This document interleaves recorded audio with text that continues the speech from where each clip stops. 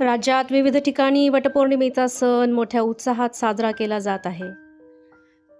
या नटून थटून आलेल्या गृहिणी, सुवासिनी वटपौर्णिमा करून आपल्या पतीच्या दीर्घ आयुष्याची कामना करत आहेत.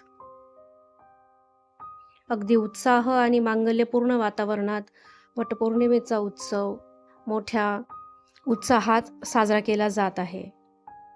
सावित्रीने आपल्या सत्यवानाचे प्राण यमराजाकडून परत आणले, त्याप्रमाणे ह्या आधुनिक सावित्री आपल्या सत्यवानासाठी हे व्रत करताना दिसत आहेत.